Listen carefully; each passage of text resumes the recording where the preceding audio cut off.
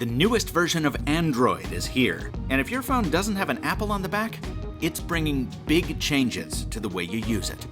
From Google I/O in Mountain View, California, I'm Mr. Mobile. Let's go hands-on with Android P.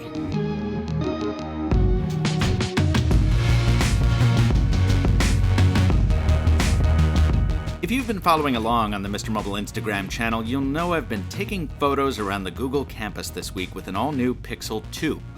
Well, I've just thanked it for its good service by lobotomizing it and loading it with the beta version of Android P. That's the sequel to Android Oreo, due later this year, and it's still so young it doesn't even have a dessert name yet.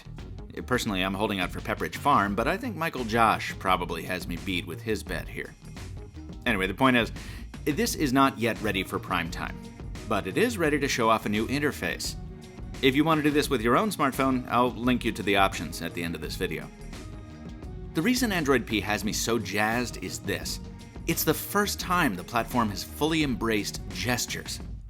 See, every current Android phone relies on buttons you tap. You tap to go home, you tap to multitask.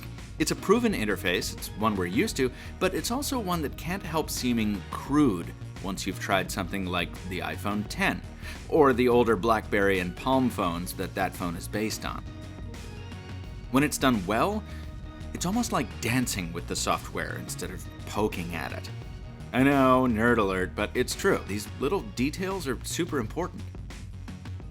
Now, a little tip from my friends over at Android Central here. When you finish the update, this is not enabled by default. You need to drop into settings to turn it on. Once you do, your buttons drop from 3 to 2, home and sometimes back. Instead of tapping a square to pull up the multitasking ribbon, now that happens with a swipe. Your recent apps line up horizontally, you can scroll through them and close them by flicking them off the screen. It's all very familiar stuff. But there is something new and clever. The home bar is also now a slider, so you can browse your recent apps without having to extend your thumb so far. Bonus feature. You'll be able to copy and paste text between apps in the ribbon, eventually. As you can see, it doesn't work at all on my device right now. So there's potential for even deeper interactions in these minimized states. Maybe in some distant future version of Android, these will even replace or augment widgets. Now, one of my favorite features of the current build of Android is the quick double tap to cycle between your two most recent apps, and that's been preserved in P. You just give the home bar a quick pull to the right and then release, like a spring-loaded switch. You even get a nice little haptic buzz when you do it. And if you're wondering how to get to your app drawer now that the swipe up is the home gesture, well, it's just a slightly longer extension of your thumb. It takes some getting used to, but so does everything.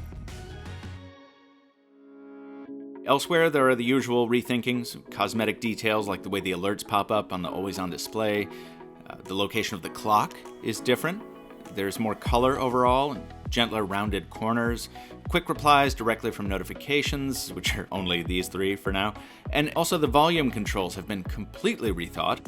They're now friendlier to one-handed users, well, right-handed users anyway, and also whereas before the rocker-adjusted ring volume by default, now it always controls media volume. You use the button on top to control Do Not Disturb mode, or the settings cog below to jump into more granular sound settings. That's just scratching the surface, though. There's a lot going on under the hood, like battery optimizations we get every year, and a new adaptive brightness that learns your preferences over time. Again, generally, I don't get too worked up over Android version updates, but I think that's because it's been so long since we've had an Android version that genuinely changes the way you use your phone, and does it, in my opinion, for the better.